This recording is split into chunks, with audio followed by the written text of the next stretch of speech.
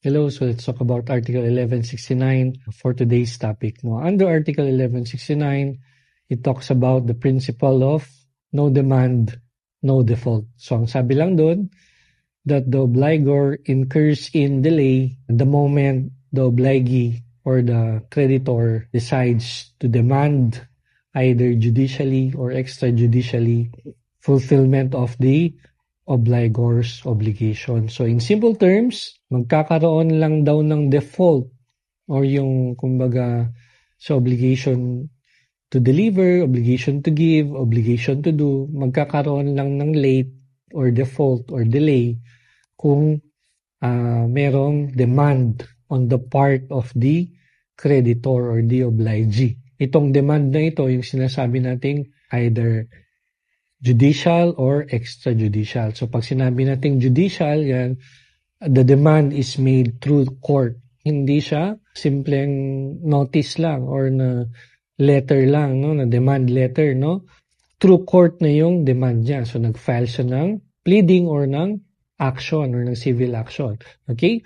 For extrajudicial demand naman, ito na yung demand letter. Yan. Or through informal reminders, no, or through text, no, ginagawa natin minsan through chat. No, these are demands done out of court. Okay, yun lang yung difference ng judicial sa extrajudicial. So take note, general rule, meron lang default or yung sinasabi nilang delay or yung late, no, kapag merong demand. Okay? Pero meron ding exemptions.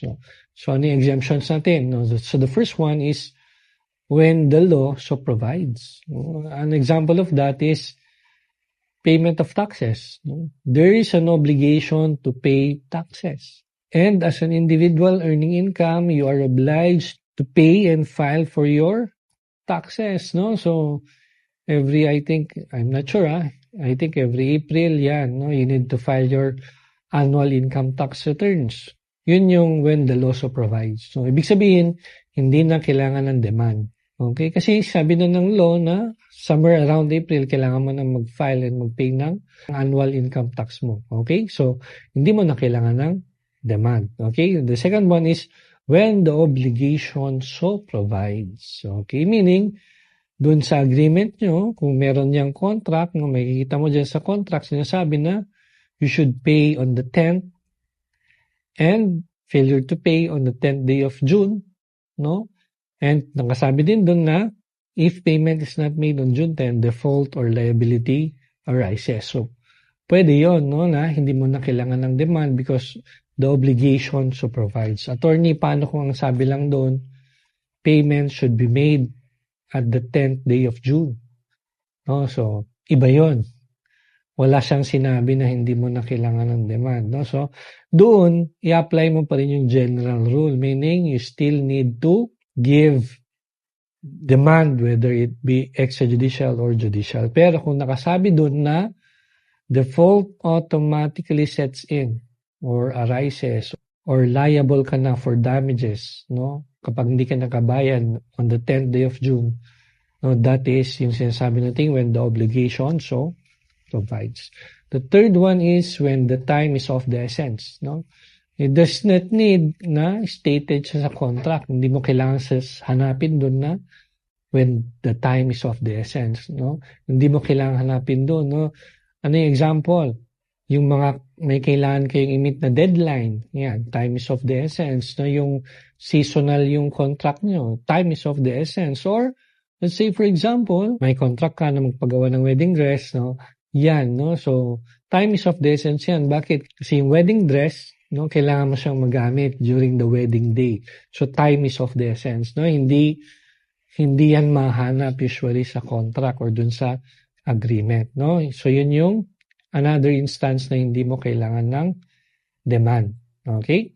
Another one is when it would be useless on the part of the obligor, no? As when it is beyond his or her power to do so, no?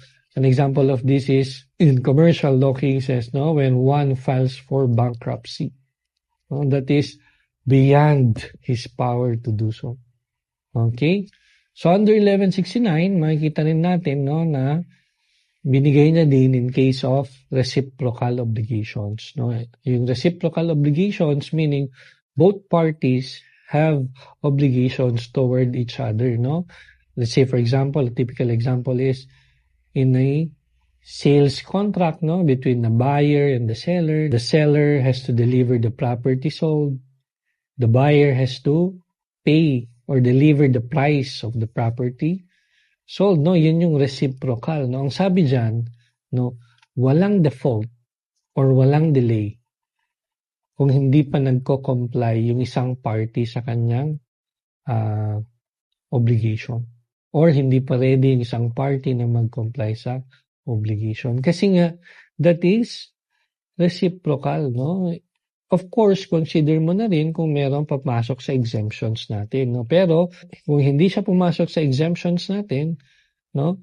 Babalik ka dun sa general rule niya na there will only be delay if one party complies with his or her obligation. So, if hindi pa nag-comply or hindi ready mag-comply yung isang party, either the buyer or the seller, walang delay. Pero kung nag-comply na yung buyer or yung seller, meaning dineliver niya na yung property or binayaran niya na yung price, dapat gawin na rin nung buyer or nung seller yung kanyang part, which is to pay the price or to also deliver the property. So yun yung in cases of reciprocal obligation. So that is our 1169. Yun lang.